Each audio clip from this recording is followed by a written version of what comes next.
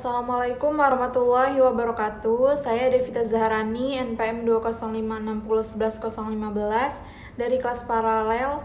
Pada video ini saya ingin mempresentasikan hasil rangkuman saya mengenai 2 jurnal mata kuliah Teori Sosiologi Modern dan Kontemporer. Jurnal yang pertama adalah pembahasan tentang Talcott Persson dan Robert Merton. Sepanjang karirnya yang panjang, Talcott Persson adalah kontributor produktif untuk literatur sosiologis.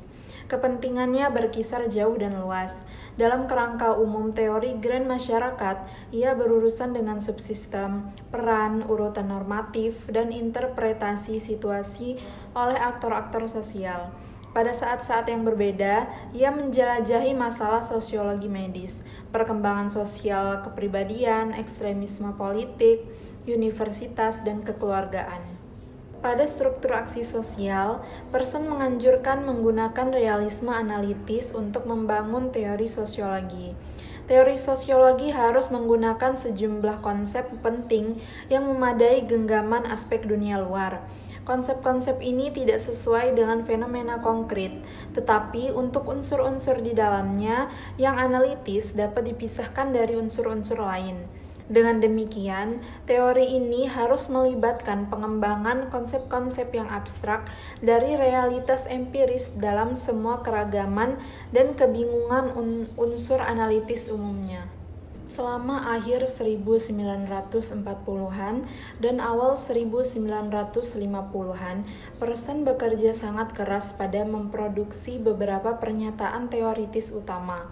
Pada 1951, Persson menerbitkan 2 karya teoritis utama, yaitu Sistem Sosial dan Menuju Teori Umum Aksi.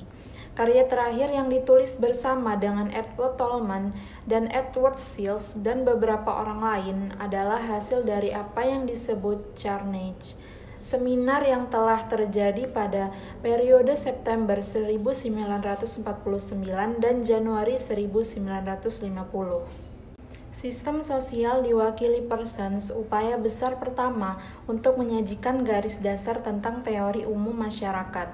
Karena struktur aksi sosial dapat dianggap sebagai pekerjaan, di mana ia membahas dasar prinsip metodologis dan meta-teoritis untuk teori semacam itu. Sistem sosial berusaha menyajikan umum pada teori sistem sosial, gunanya untuk membangun sistematis dari tempat yang paling dasar. Dan karenanya itulah ia menampilkan ide interaksi. Situasi berdasarkan kebutuhan disposisi dan difasilitasi melalui konsep-konsep dasar kognitif, sintesis, dan evaluatif orientasi.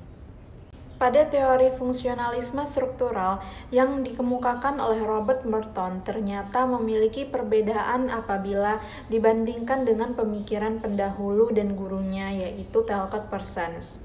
Apabila Talcott Persson dalam teorinya lebih menekankan pada orientasi subjektif individu dalam perilaku, maka Robert Merton menitikberatkan pada konsekuensi-konsekuensi objektif dari individu dalam perilaku. Merton menekankan tindakan-tindakan yang berulang kali atau yang baku yang berhubungan dengan bertahannya suatu sistem sosial di mana tindakan itu berakar. Dalam hal ini, perhatian Merton lebih kepada apakah konsekuensi objektif tersebut memperbesar kemampuan sistem sosial untuk bertahan atau tidak, terlepas dari motif dan tujuan subjektivitas individu. Fungsionalisme struktural berfokus pada fungsi-fungsi sosial daripada motif-motif individual. Fungsi-fungsi didefinisikan sebagai konsekuensi-konsekuensi yang diamati dan yang dibuat untuk adaptasi atau penyesuaian suatu sistem tertentu. Disfungsi dan non-fungsi adalah ide yang diajukan Merton untuk mengoreksi penghilangan serius yang terjadi di dalam fungsionalisme struktural awal.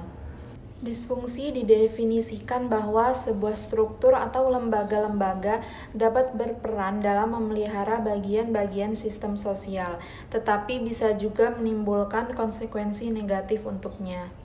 Yang kedua, non-fungsi didefinisikan sebagai konsekuensi-konsekuensi yang benar-benar tidak relevan dengan sistem yang dipertimbangkan. Suatu pranata atau instansi tertentu dapat fungsional terhadap suatu unit sosial tertentu dan sebaliknya akan disfungsional terhadap unit sosial lain. Pandangan ini dapat memasuki konsepnya, yaitu mengenai sifat dan fungsi. Fungsi manifest dan fungsi laten.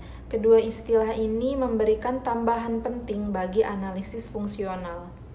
Yang kedua adalah jurnal mengenai aplikasi teori struktural fungsional Radcliffe Brown dan Talcott Parsons pada penyajian tari Gambiongan Tayub di Blora, Jawa Tengah. Teori struktural fungsional Radcliffe Brown adalah perilaku sosial bukan untuk memuaskan kebutuhan individu, tetapi untuk mempertahankan struktur sosial masyarakat. Struktur sosial masyarakat adalah seluruh jaringan dari hubungan-hubungan sosial yang ada. Harus ada bagian yang saling berhubungan secara fungsional. Bagian-bagian itu masing-masing dipahami dalam kaitannya dengan fungsinya terhadap keseimbangan sistem keseluruhan. Arti penting fungsi saling mendukung itu adalah untuk menjaga keutuhan masyarakat sebagai suatu sistem. Keutuhan struktur sosial masyarakat yang digambarkan oleh Brown identik dengan keutuhan struktur tari yang disajikan di atas panggung. Jika tujuan utama perilaku sosial yang dikemukakan Brown adalah menjaga keutuhan struktur sosial masyarakat, maka tujuan utama seluruh rangkaian unsur yang diragakan di panggung oleh para penari adalah untuk menjaga struktur tari itu agar dapat dinikmati penonton secara estetis. Bagi Brown, setiap ketegangan yang muncul di masyarakat harus dipecahkan dengan memberi alternatif pemecahannya, agar struktur sosial masyarakat tetap terjaga keutuhannya. Demikian juga pada penyajian seni tari di panggung pertunjukan. Setiap unsur dan elemen atau bagian dari penyajian tari itu ada yang tidak serasi dengan unsur dan elemen dari bagian yang lain. Maka harus diatasi agar struktur penyajian secara utuh tidak dibuat rusak olehnya. Contoh konkret, misalnya jika dalam penyajian tari itu ada musik iringan yang keluar dari patokan, maka penari harus memberi tanda agar bunyi musik iringan segera kembali ke iringan yang sebenarnya. Berdasarkan gambaran ini, tampaknya telah menjadi cukup jelas bila teori struktural fungsional Radcliffe Brown dapat juga diaplikasikan untuk menganalisis struktur tari dalam satu penyajian di atas panggung pertunjukan.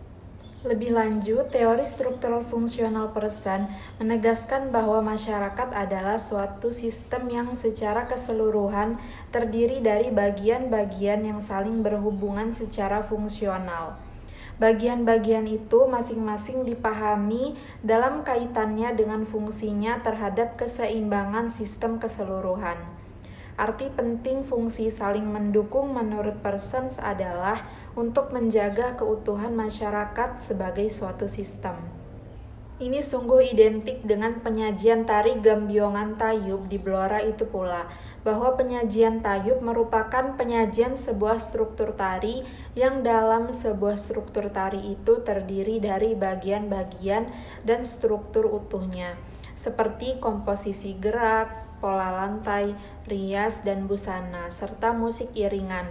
Setiap bagian-bagian itu tidak bisa dipisah-pisahkan dengan bagian yang lain, karena di antara bagian-bagian itu saling berhubungan secara fungsional untuk membentuk struktur tari yang utuh, sehingga sajiannya di atas panggung menampakkan sajian yang estetik dan artistik secara utuh.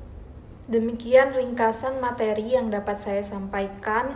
Kurang lebihnya mohon maaf. Wassalamualaikum warahmatullahi wabarakatuh.